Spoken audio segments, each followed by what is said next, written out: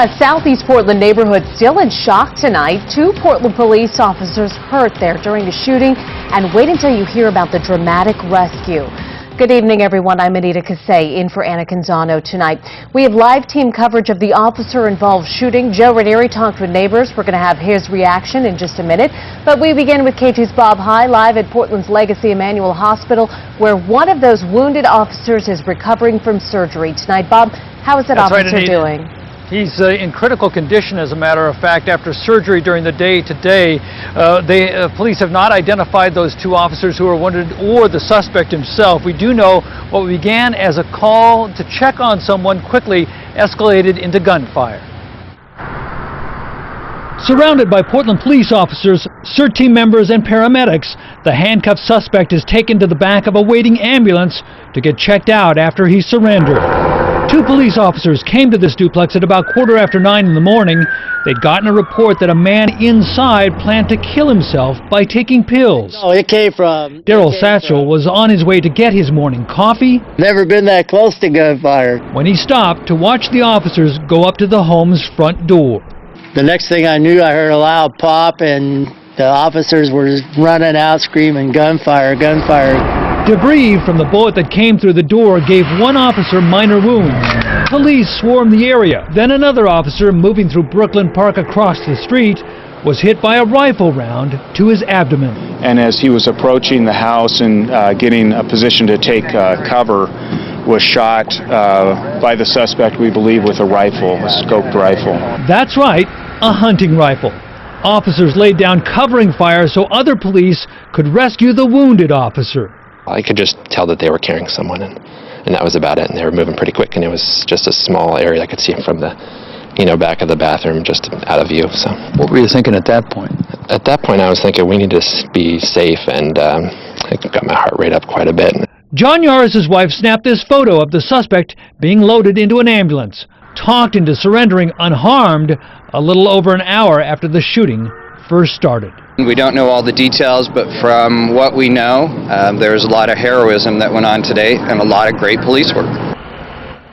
And again, the officers who rescued that downed officer, the one most seriously injured, actually had to run out into the suspect's line of fire in order to do that. Police have not identified the suspect other than to say he is a 61-year-old man.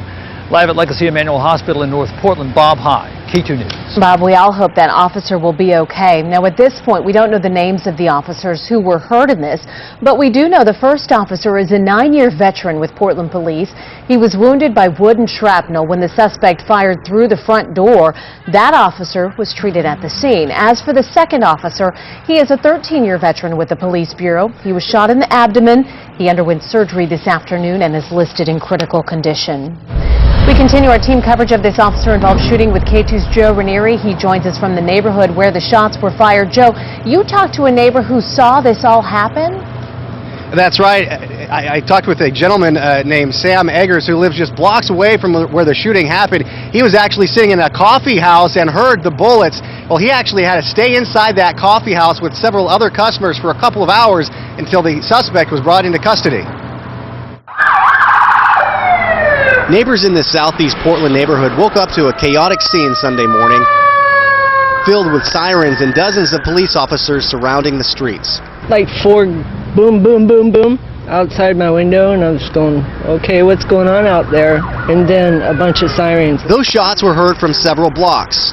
Sam Eggers was spending the morning at True Brew Coffee House right across the street from Brooklyn Park. It was surreal to a point, It was all in slow motion. Eggers, who's an experienced hunter, had just walked in and sat down. And I heard the gunshot as the door was closing. And with my experience in firearms, I knew that that was a rifle shot. Right after hearing the rifle shot, I wanted to duck and take cover. And so then we just kind of kept an eye on everything out the coffee shop window. He saw officers running into the park. I saw the 3 officers move in crouched position up to the patrol rig, and 2 of them drag what looked like to be the other officer away. For 2 hours, all he could do was sit and wait. They had us under lockdown, and more police cars were showing up. After they were allowed to leave the coffee house, the one thing that's on Eggers and neighbors' minds... It was unfortunate that 2 officers were hit, and I pray for their safety. And now there's been a police presence through here all day long. You can see behind me on the other side of Brooklyn Park, there are a couple of police cars, and Brooklyn Park has been shut down all day long. And in fact, you can kind of make out investigators still at the house right now, just trying to piece together exactly what happened here earlier today. We're live in Southeast Portland tonight. Joe Ranieri, K2 News. Not at all what you expect during Sunday brunch, Joe. Thank you so much. No kidding. And stay with K2 News for continuing coverage on the officer-involved shooting. We'll continue to bring you updates as we learn any new information. You can also find the latest on our website at katu.com.